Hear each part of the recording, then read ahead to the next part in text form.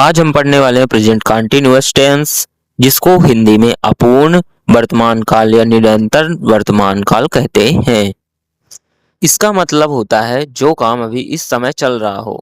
और इसकी पहचान होती है वाक्य के अंत में अक्सर रहा है, रही हैं, रहे हैं, ये शब्द यदि आते हैं वाक्य के अंत में, तो वहां कौन सा काल होगा?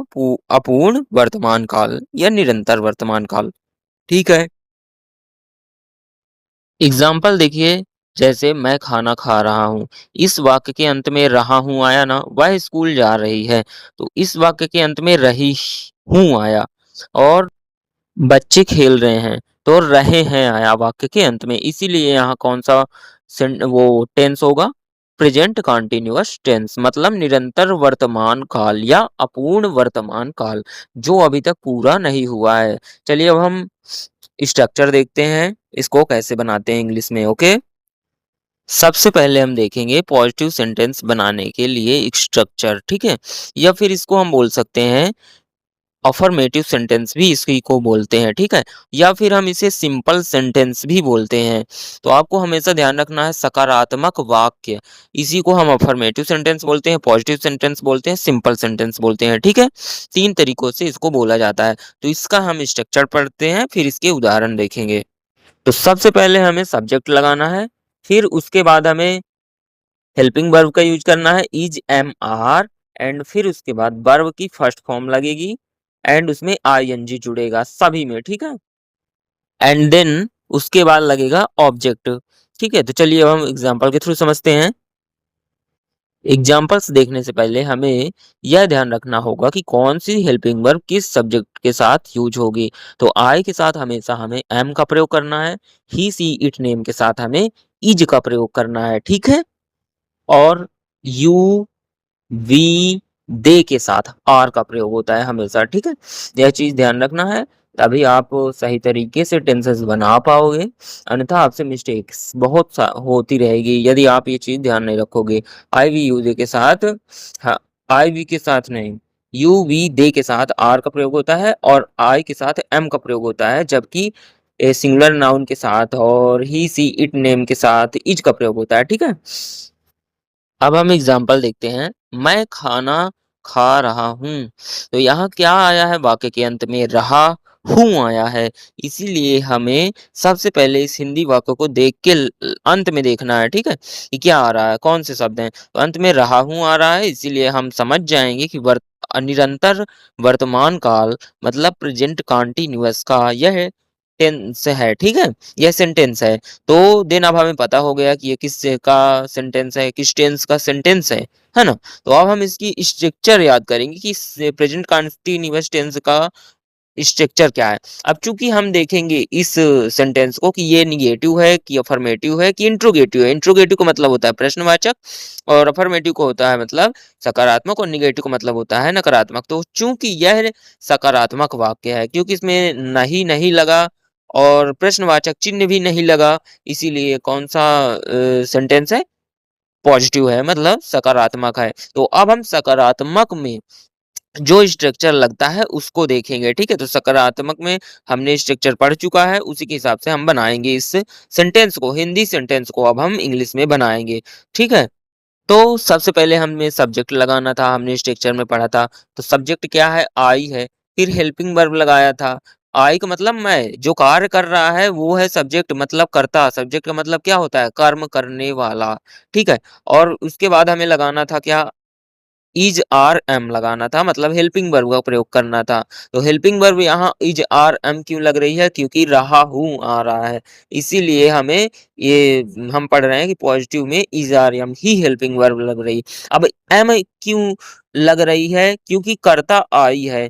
इज और आर नहीं लग रहा क्योंकि कर्ता आई है, इसीलिए यम लगाया जा रहा है इधर। ठीक है, अब फिर क्या था स्ट्रक्चर में कि वर्ब का फर्स्ट फॉर्म हमें लिखना है।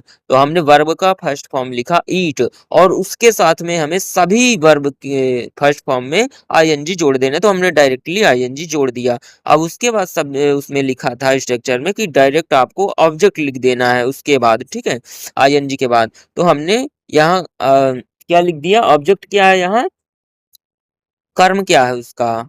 कर्म है खाना, खाना। ठीक है, तो खाना है कर्म, क्या है? खाना। क्रिया है खाना खाना, ठीक है? और भोजन है कर्म उसका, ठीक है? भोजन, तो फूड माने भोजन होता है, तो लास्ट में ऑब्जेक्ट हमने लिख दिया। तो इस तरह से एक सिंपल सेंटेंस बन गया, काहे का? पॉजिटिव का, पॉजिटिव सेंटेंस का। ओके, तो इसी तरह हम अन्य भी बनाते हैं। अब है नेक्स्ट एग्जाम्पल है ही इज प्लेइंग, मतलब वह खेल रहा है। तो अब इसका निर्माण कैसे हुआ है देखो।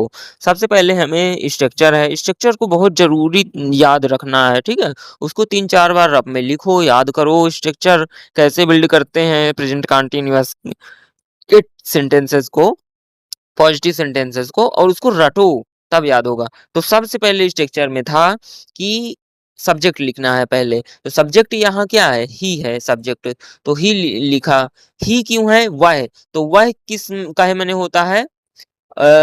ही माने वह होता है। अब हमने सबसे पहले बोला था कि आपको पता लगाना है कि किस टेंस का वाक्य है, तो हिंदी में पता लगाना है क्योंकि दिया रहेगा वह खेल रहा है। तो आपको पता लगाना पड़ेगा पहले कि इसको ट्रांसलेट करना है यदि आपको इंग्लिश में, तो आपको पता करना पड़ेगा किस टेंस का वाक्य है। तो अब हम कहाँ से पता करेंगे? अंत में देखेंगे रहा है। तो जहाँ रहा है वह किस टेंस का वाक्य होगा? प्रेजेंट कंटीन्यूअस का वाक्य होगा, ठीक है? तो प्रेजेंट कंटीन्यूअस टेंस का वाक्य है ये। तो अब हम इसको प्रेजेंट कंटीन्यूअस में देखेंगे कि क्या ये सकारात्मक वाक्य है कि नकारात्मक है कि प्रश्नवाचक है। तो चूंकि यहाँ प्रश्नवाचक चिन्ह भी नहीं लगा, नहीं भी कहीं नहीं लगा, तो यह सकारात्मक वाक्य है, ठीक है? अब हम सकारात्मक वाक्य है तो उसका क्या करेंगे? स्ट्रक्चर देखेंगे सकारात्मक वाक्य का। तो सकारात्मक वाक्य का स्ट्रक्चर क्या होता है? Subject plus is are am plus verb का first form plus ING plus object होता है। हमने पहले पढ़ चुका है, आपने रब में लिखा होगा, यदि नहीं लिखा तो लिख के बैठा करो जो जो समझाया जा रहा है, ठीक है? तो अब हम इसको काहे में ट्रांसलेट करेंगे इंग्लिश में कि वह खेल रहा है। तो सबसे पहले हम सब्जेक्ट को लगाएंगे, तो वह है। तो वह काहे माने होता है इंग्लिश में? ही माने। तो ही हमने लिखा, फिर क्या लिखेंगे? ही के साथ क्या लगेगा? तो हमने पढ़ चुके हैं कि इज का प्रयोग होगा, तो इज लगाया हमने। एंड फिर उसके बाद आता था कि वर्ब का फर्स्ट फॉर्म लगाना। तो वर्ब का फर्स्ट फॉर्म क्या है? खेलना। तो खेलना हो गया प्ले मीन्स, एंड आईएनजी उसी के साथ में जोड़ देना है हमें, तो आईएनजी जोड़ दिया हमने। चूंकि अब यहाँ ऑब्जेक्ट नहीं है, ऑब्जेक्ट है ही नहीं है।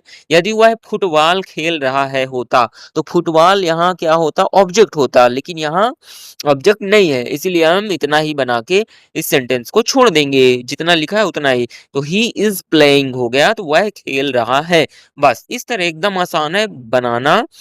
बस आपको स्ट्रक्चर ध्यान रखना, सब कुछ ध्यान रखना पड़ेगा, जितना ही आप बनाओगे देखोगे उतना ही बनेगा। अब ये लास्ट एग्जांपल है तो इसको अच्छे से देख लो, और फिर इसके बाद हम, यदि आपको अच्छी लगी होगी वीडियो तो बताना कमेंट में, तभी बनाएंगे, नहीं तो अभी हम नहीं बनाने वाले, क्योंकि 10 मिनट से ज़्यादा वीडियो नहीं बनती, तो 1 मिनट का टाइम है हमें, चलो बनाते हैं। तो दे आर स्टडिंग, तो दे आर स्टडिंग कैसे बना?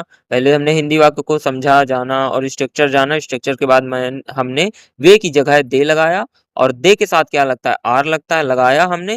फिर उसके बाद अध्ययन करना होता है, स्टडी मैंने वो लिखा, फिर आईएनजी उसमें जोड़ दिया, तो ये क्या बन गया? वे अध्ययन कर रहे हैं।